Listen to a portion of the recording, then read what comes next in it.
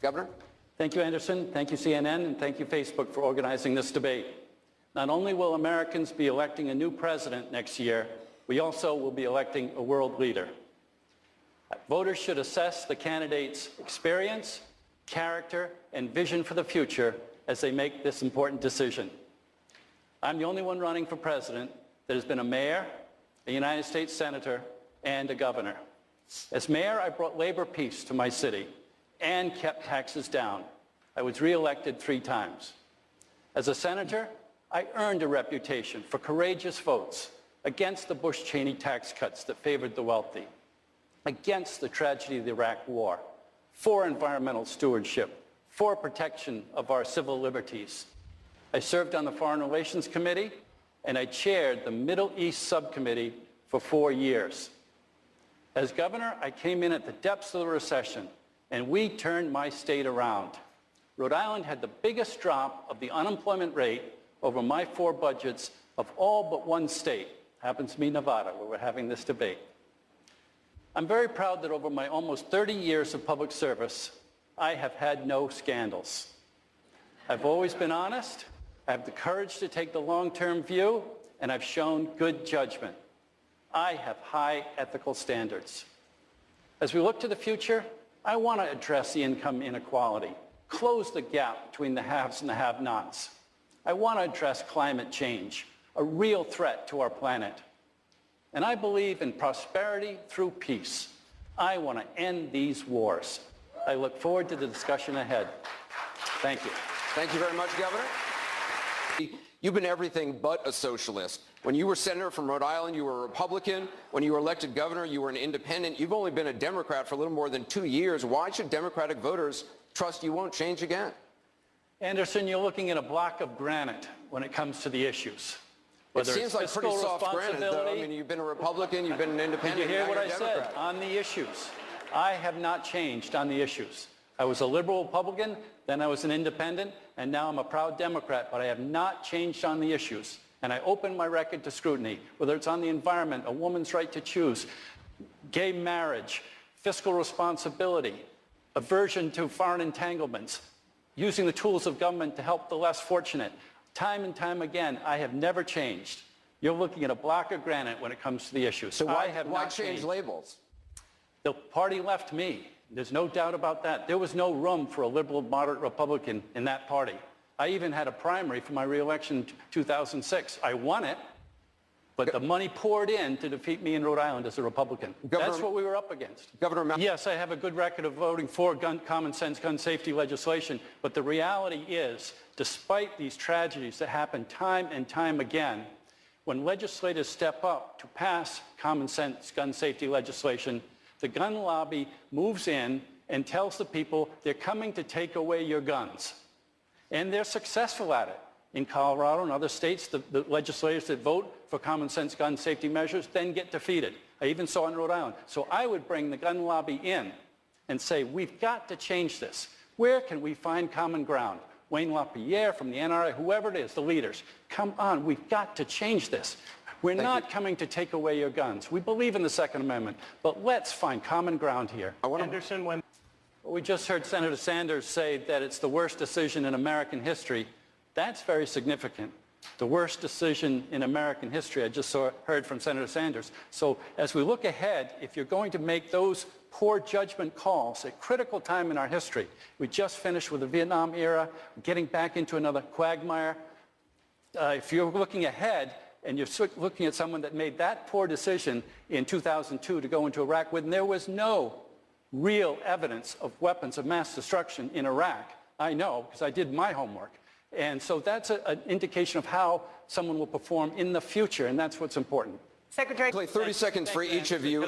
Governor Chafee, who or what is the greatest national security threat to the United States? I want to go down the line. Okay, I just have to answer one thing that Senator Webb said about the Iran deal, because I'm a strong proponent of what President Obama, and he said that because of the Iran deal, that enabled Russia to come in. No, that's not true, Senator Webb. I respect your foreign policy chops, but Russia is aligned with Iran and with Assad and the Alawite Shias in Syria. So that the Iran deal did not allow Okay, the Russians Senator, to I got come to give in. you 30 seconds to respond. And I know that plays well in this room, but I got to be honest, Governor Chafee, for the record, on the campaign trail, you've said a different thing. You said this is a huge issue. Standing here in front of Secretary Clinton, are you willing to say that to her face? Absolutely.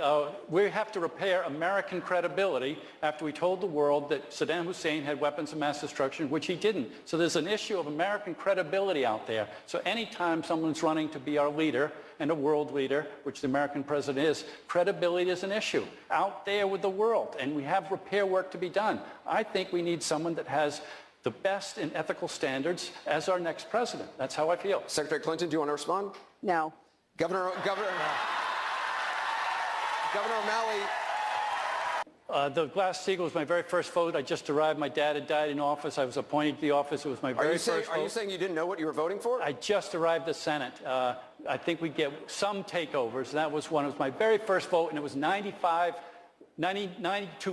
It was the reconciliation. With all due respect, let me though, just sir, say, what does that say about you that you're casting a vote for something you weren't really sure about? I think you're being a little rough. I just arrived at the United States Senate. I'd been mayor of my city. My dad had died. I'd been appointed by the governor. It was the first vote, and it was 90-5 because it was a conference report. But let me just say about income inequality. We've had a lot of talk over the last few minutes, hours, or tens of minutes, but no one's saying how we're going to fix it. And it all started with the Bush tax cuts that favored the wealthy. So let's go back to the tax code. And 0.6% of Americans are at the top echelon, over 464,000. 0.6 of Americans, that's less than 1%, but they generate 30% of the revenue. Thank you, and Governor. they're doing fine. So there's still a lot more money to be had from this top echelon. I'm saying let's have another tier and put that back into the tax bracket, and that'll generate $42 billion. And then we can help the middle class and hardworking Americans. You and Hillary Clinton both voted for the Patriot Act, which created the NSA surveillance program. You've emphasized civil liberties, privacy during your campaign. Aren't these two things in conflict? No, that was another 99-1 vote for the Patriot Act, and it was seen as, at the time, modernizing our ability to do what we've always done to tap phones, which always required a warrant. And do you voted regret for that. Now, no. As long as you're getting a warrant, I believe that under the Fourth Amendment, you should be able to do surveillance, but you need a warrant. That's what the Fourth Amendment says. And in the Patriot Act, Section 215 started to get broadened too far. So I would be in favor of addressing and reforming Section 215 of the Patriot Act. I guess the coal lobby. I've worked hard for climate change, and I want to work with the coal lobby, but in my time in the Senate, tried to bring them to the table so that we could address carbon dioxide. I'm proud to be at odds with the coal lobby. Governor O'Malley? the National Rifle Association. Secretary Clinton? Well, in addition to the NRA, the health insurance companies, the drug companies, the Iranians, probably the Republicans.